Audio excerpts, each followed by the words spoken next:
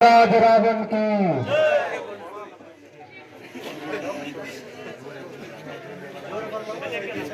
ना मालूम वो कौन सी मानूस करी थी जबकि ये बुलाए नागानी मेरे गले पड़ी थी। जिसे मैं आराम समझा वो मेरे लिए आफत जान हुई। जिसको मैं अमृत समझा वो विष के समान हुई। प्रेम हुआ, धोखा हुआ, छल हुआ, मगर अब तो इस आफत से निकलना सख्त मुश्किल हुआ। सांप के मुंह में छुछुंदर, खाए तो कोड़ी, उगले तो कलंकी। हाथी से छोड़ो तो निजामत, रखो तो शामत।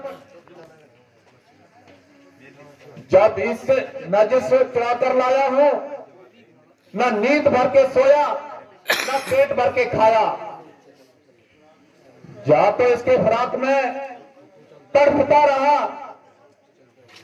और इसकी जली कटी बातें और कोरे करारे जवाब सहता रहा और अंदर ही अंदर जलता और भूनता रहा।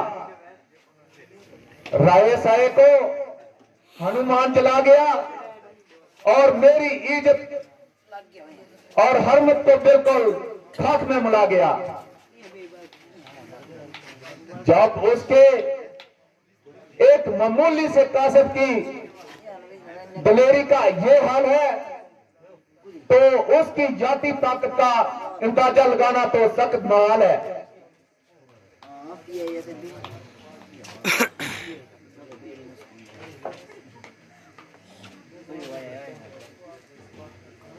महाराज को आज किस बात का ख्याल है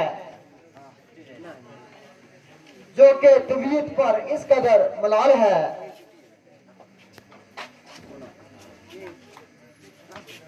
मेरे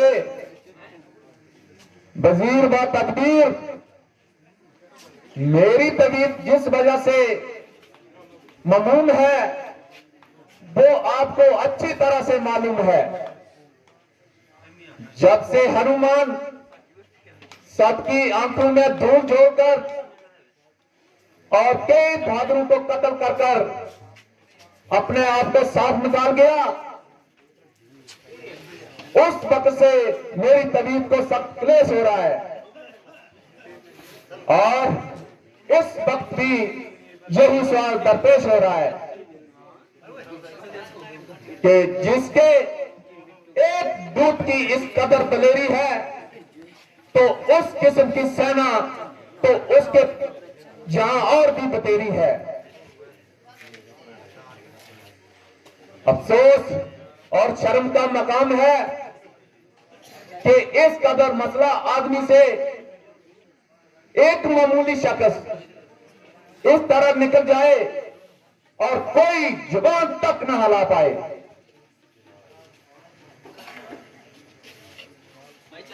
महाराज आपने खामखा इस कदर अपनी तबीयत पर मलाल किया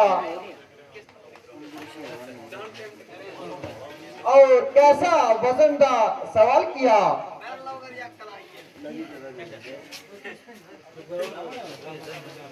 अगर हनुमान चोरों की तरह इस कदर लंका में फिर गया तो उसने कौन सा कमाल किया।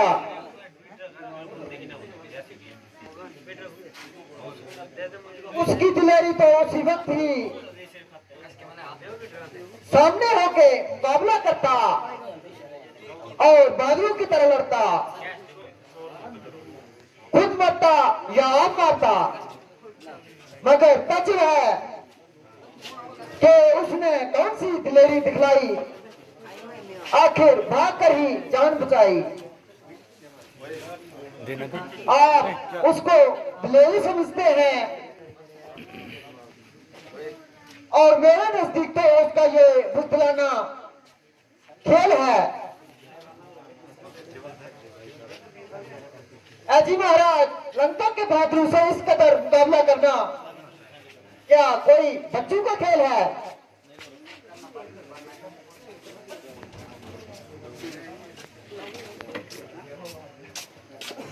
महाराज, मंत्री जी का फरमाना बिल्कुल सही है। हनुमान ने एक एक बात बेमोल कही है। ये आपका महज ख्याल है, वरना उस बेचारे खाना बदोश की इस तरफ मुंह करने की भला क्या मजाल है। उसके लिए तो हमारा एक सिपाही ही काफी है, और हनुमान जैसे 10-20 के लिए तो बंदा अकेला ही काफी है। पिताजी, जब तक मेघनाथ दुनिया में मौजूद है, आपका किसी किस्म का फिक्र करना बिल्कुल बेसुध है। मैं वही मेघनाथ हूँ जिसका हनुमान एक झटका ना सार सका, और मेरे सामने तो वो दम भी ना मार सका। बेशक मैं तो हनुमान को एक मामूली सा इंसान समझता हूँ, मगर भागते हुए के पीछे भागना कसरे शान समझता हूँ। खैर, जो कुछ हो गुजरा उसका अब क्या जिक्र करना है, और अब आइंदा की रोकथाम का फिक्र करना है। यूं तो मुझे किसी बात का गम नहीं, क्योंकि मेरे ब्रदर आज किसी पहलू में किसी से कम नहीं, बल्कि बिला बामुकाबला लंका के बहादुर से मुकाबला करने में रोए जमीन में किसी में दम नहीं। बाल फर्क अगर इस तरफ का रुख करेंगी तो जा तो वो नहीं, जा